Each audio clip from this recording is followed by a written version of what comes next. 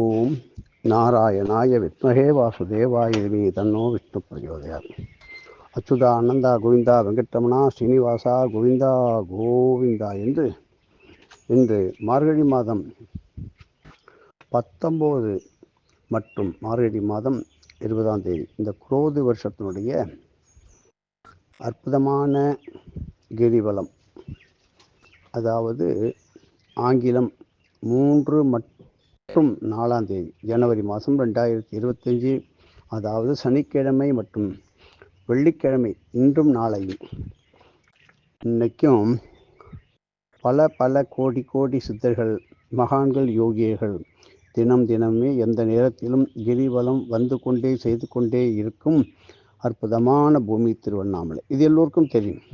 திருப்பார் கடலிலே உற்பவித்த தோன்றிய ஸ்ரீ காமதேனுவானது அந்த மாதாதான் திருப்பார் கடலிலே அமிர்தமய பாலிலே உற்பவித்த அதில் உண்டான நெய்யால் ஈசன் வேள்வி செய்த பூமியே கிருத காசி. கிருதம் எனப்படுவது பசும் நெய்.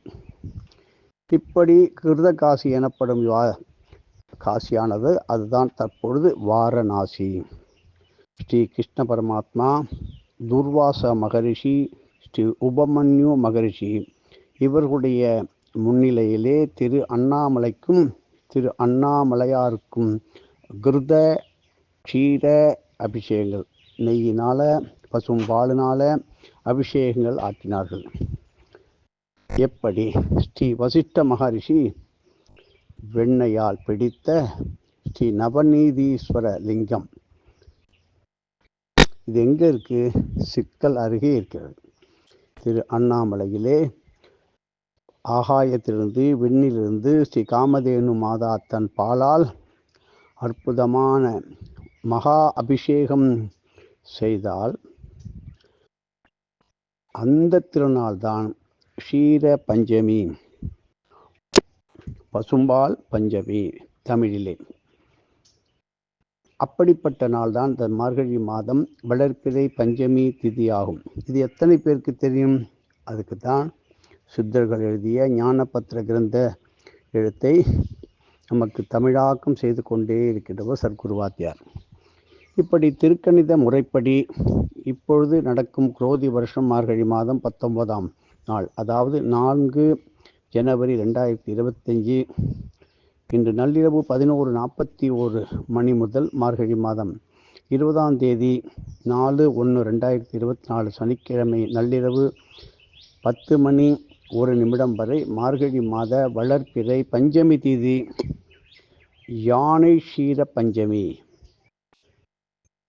அப்படி கிடையாது, அப்படி பஞ்சமி திதியான க்ஷீர பஞ்சமி. அப்படிப்பட்ட இதனுடைய விளக்கங்கள் எல்லாம் இந்த அகஸ்திய விஜயம் என்கின்ற அற்புதமான ஆன்மீக இதழிலே கொடுக்கப்பட்டது.